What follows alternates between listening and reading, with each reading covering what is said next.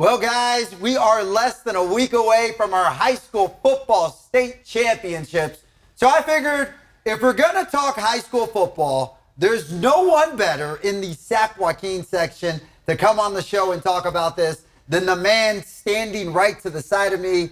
You have seen his work in the Sacramento Bee. You have seen his work in Sac High Sports. You now see his work in Premier Preps. The one and only Nick Pecoraro is here in the building. Thanks so much for being here, Nick. Thank you for having me anytime. Absolutely.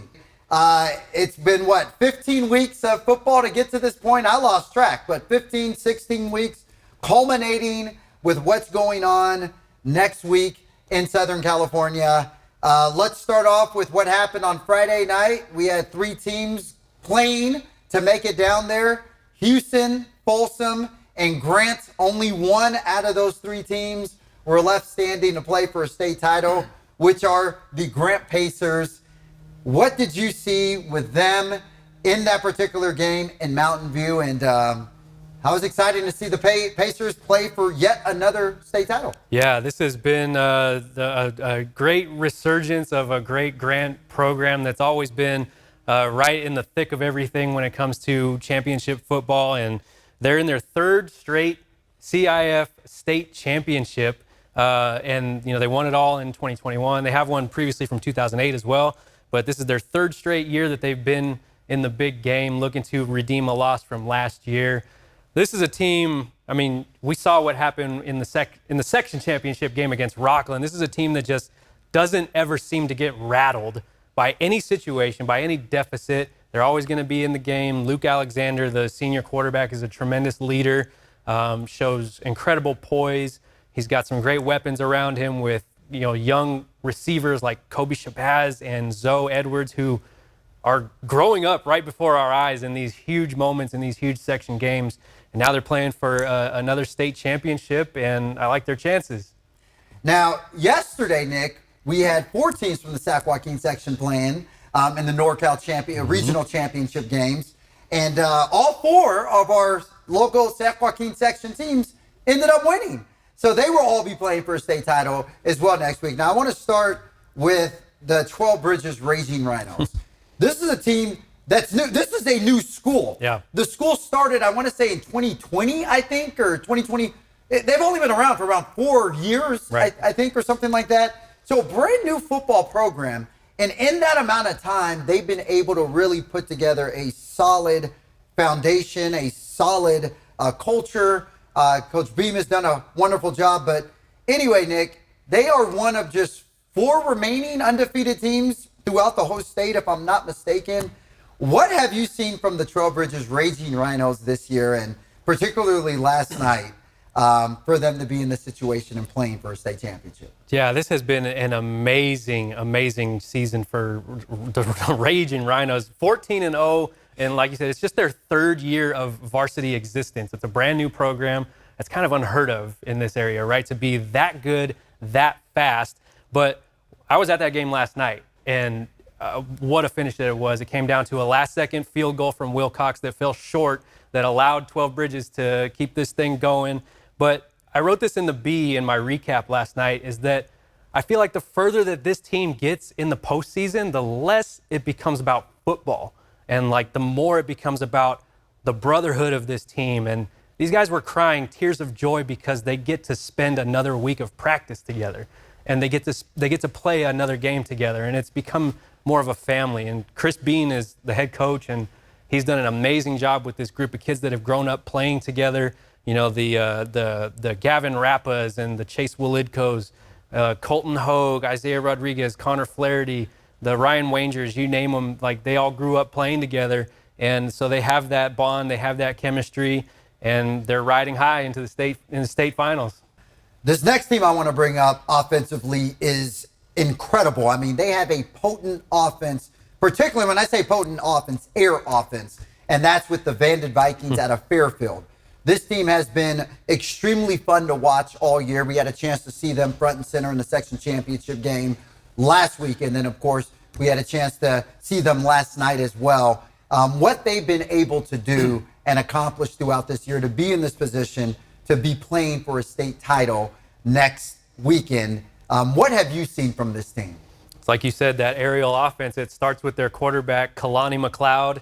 I was on a broadcast for the NFHS network during the section finals against Oakdale, and we were wondering out loud, we were like, how does this guy not have more offers? Because he's so good, he's so efficient with the ball and how he spreads it around.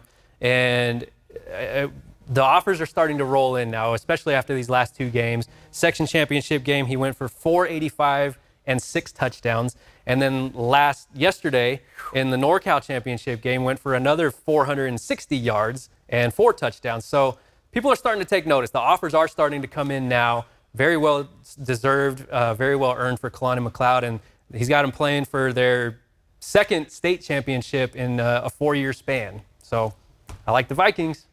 You know, I definitely like what they can do, too, especially when they put that ball in the air. Just an incredible offensive attack. Now, you know, this next team I wanted to bring up is interesting because I had a chance to see them in action for the first time this whole season last week in a section championship game. They were going against an undefeated Bradshaw Christian Pride team who had been really good this whole season. And when this particular team took down the Bradshaw Christian Pride in order to hoist a section championship, I was like, okay, the Sonora Wildcats are for real. Yes. Okay? And whether you look at their rushing attack, their ability to beat you at the line of scrimmage, that gritty play that they have, they've been, you know, I don't want to say a sleeper all season, because for those who have been paying attention to them all season knows how good that they are. But I really feel that now people are getting an opportunity to see just how good the Sonora football team is. Absolutely. Sonora's another great story. And like you said, you can't really call them a sleeper because they come from that TVL, the Trans Valley League, and formerly of the Motherlode League down there in the 209, which always produces winners, makes a habit of producing champions. But Sonora has another great story. Their head coach, Kirk Clifton, is an alum of the school from class of 91. And this is his first year taking over the program after being an assistant for quite some time. His brother Craig passed away this past September after a long battle with pancreatic cancer. And ever since then, the team has played inspired football. They've gone on this run. They won a section championship against a very, very good Bradshaw Christian team, like you mentioned. In the closing seconds of that game, I mean, we've been spoiled with amazing sections and NorCal championship games so far this year. I expect the state round to be no different either.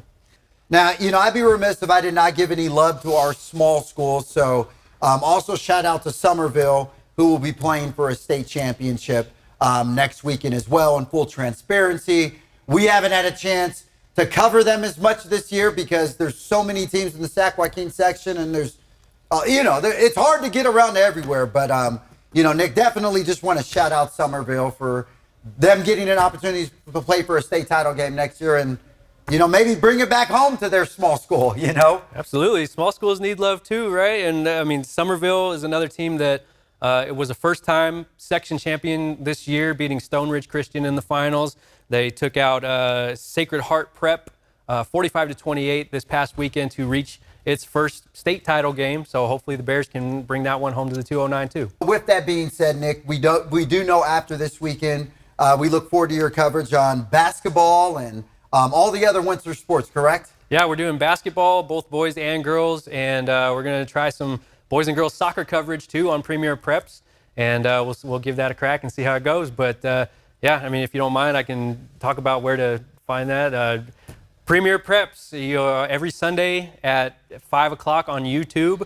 You can subscribe for free, obviously, on YouTube. It's Premier Preps with Nick Pecoraro. And then you can follow me on social media, on Instagram and Twitter at Premier Preps NMP every Sunday, 5 o'clock. And I got to say, too, I'm definitely a fan of the show. If you guys have not seen his show, please tune in. You will not be disappointed. You will be entertained. I can say that in full sincerity. It's definitely a good show. And, Nick, we appreciate you coming on this show and offering your insight, expertise, your wisdom, and all that other good stuff. Always a pleasure to have you in here. Anytime, my friend. Absolutely.